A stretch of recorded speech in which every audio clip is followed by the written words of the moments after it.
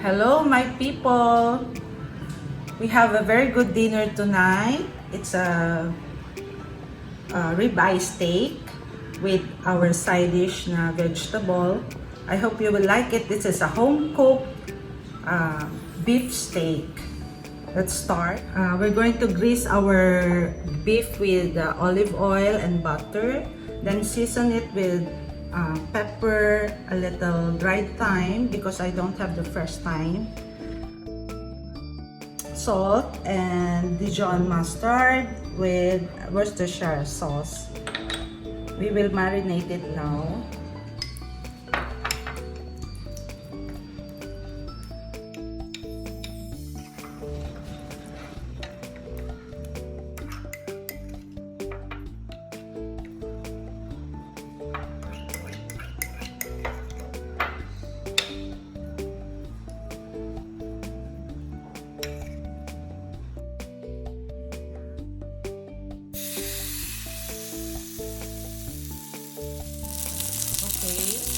We will cook this on 4 minutes on the other side and 4 minutes the other side.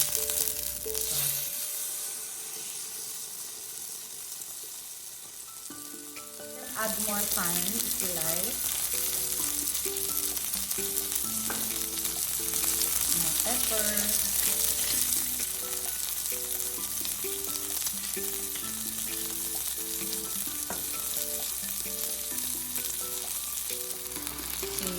I'd rather put some rum, kahit na anong rum or liqueur that you wish, para mas masarap. And then that's it. Then we can take this out. This is done. Dapat i-rest muna natin siya for a while, 5 to 10 minutes, or at least 6 minutes na lang. While resting, we will do the side dish. For the side dish, the usual, we have to grease it with olive oil, the butter, and this time I like little canned corn, canned button mushroom, fresh shiitake mushroom, salt and pepper, little parsley to garnish, and this time ano tayo, rosemary and little white wine. Okay, let's start. Olive oil, little butter.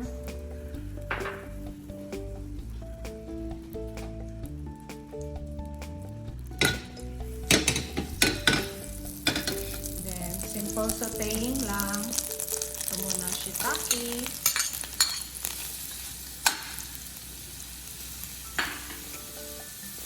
Let's put some salt, pepper,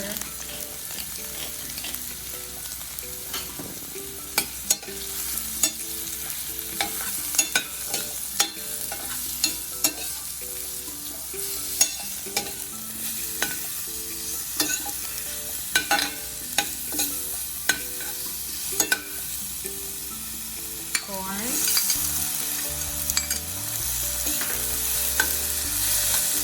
mushroom,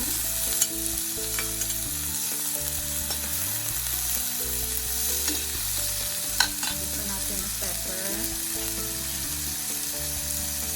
konti pang salt,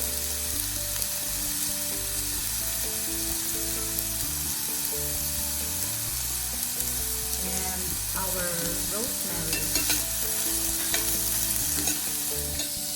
For the last is the white wine.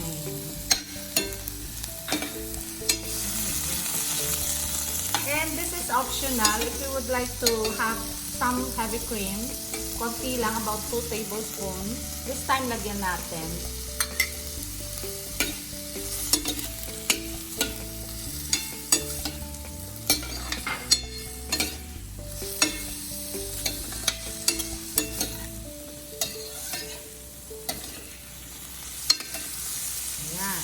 It's almost done. Okay, let's plate the ribeye steak and the side dish, mushroom, corn, and shiitake. We'll plate the steak. Yan. Dinamihan ko yung vegetable kasi akin yon, yung steak sa mga anak ko. I seldom eat meat, pero once in a while, pwede.